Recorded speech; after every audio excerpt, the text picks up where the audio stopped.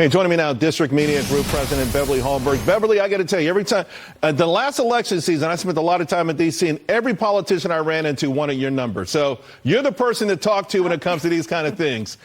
Former President Trump, I'm going to pick back up on that. Obviously not there tonight. Here's the proposition. Should the candidates be going after him, or should they be going after President Biden?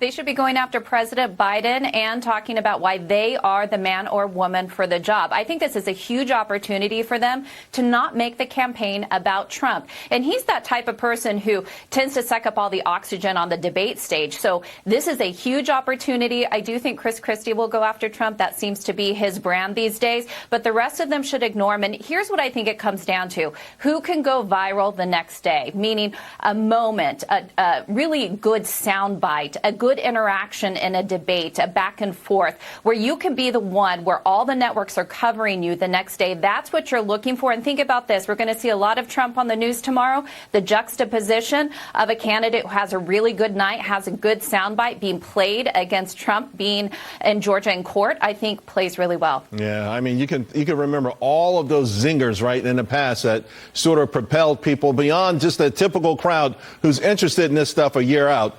I just brought up Vivek with Greg. He says he expects him to make some rookie mistakes, but there's no doubt he's unnerving the establishment. And from what I've read, DeSantis in particular is set to have a strategy. He wants to go after him. Could that backfire?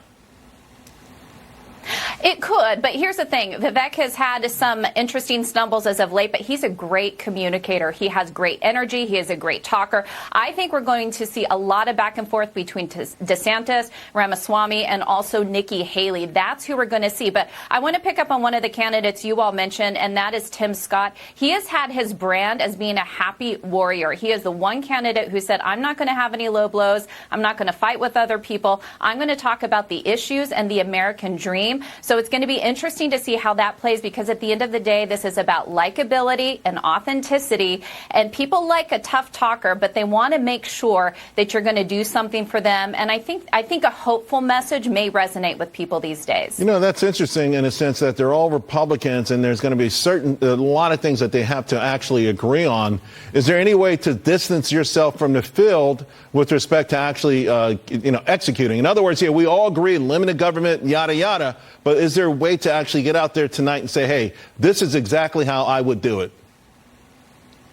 Well, one of the issues they're going to have a lot of disagreement on is going to be on the Ukraine issue and spending. It's both an economic issue and a foreign policy issue. So I see that being the big one. I really think the distinguishing quality that you're going to see is, first of all, who seems presidential, and are people looking for somebody who does have a message of hope? Are most people going to be stuck in the mud as they go back and forth, or is this going to be a hopeful message and talking about the future of America? I think a lot of people are concerned about the direction of this country, and I think those who focus on holding to those values, holding to the American dream, is going to resonate really, really well. Yeah, the overwhelming majority of Americans are concerned about the direction of the country.